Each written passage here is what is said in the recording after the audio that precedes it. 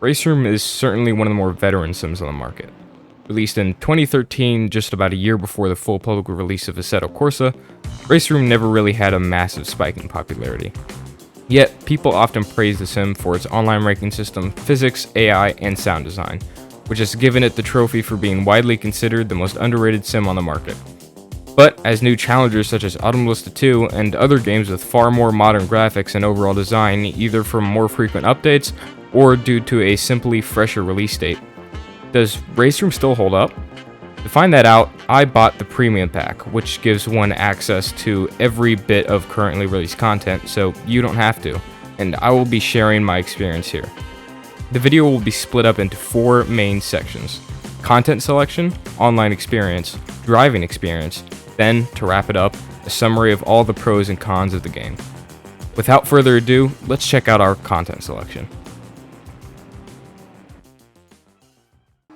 The content selection in RaceRoom is pretty vast, featuring GT3 cars, prototypes, historic racing cars, and even motorized shopping carts. The sim has plenty to offer. That being said, there is one weakness in its content selection: historic cars. Now, although it does have a handful of historic, touring, and sports cars, it isn't really a vast selection for you more classic sim racers. Now, that being said, the modern selection is simply amazing, having almost every racing discipline covered in some way. And really, this is definitely one of the more pro sides of the sim. As for the online experience, I would say it's pretty decent. I don't think it's quite on par with something like iRacing, but it's definitely a solid number 2 for me. Now, in US servers, the servers aren't overly jammed, they aren't overly packed. Oftentimes in the more popular servers during more popular hours, the numbers can get anywhere between 20 and 30 people per server. However, oftentimes that is not the case with the other servers that aren't so popular, only getting anywhere between 4 and 10 people per server, which is still raceable, but still definitely not ideal. Keep in mind these are in US servers, and the majority of you players will probably be in Europe.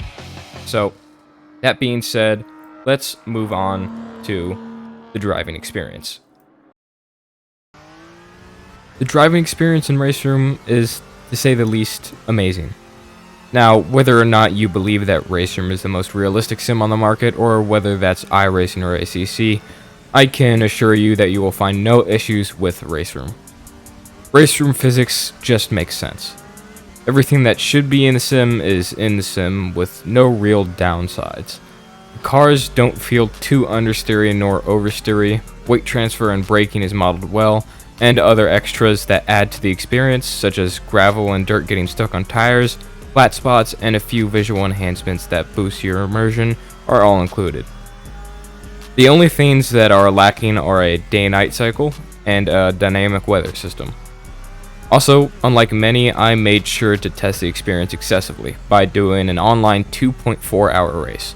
I did this to ensure that the game wouldn't have any issues in long sessions like AMS2 often does, and I can happily report 0 problems. Now, to start with the pros and cons, let's go with the pros. The handling, extra details, online racing, and most of the content selection would definitely have to be pros for me. As for the cons, the lack of historic cars is certainly something. Also, something that I had not said before in the video, the server system makes it not quite as easy to jump into a server as iRacing, and I wish they could polish this bit a bit more. So, that would have to be a con.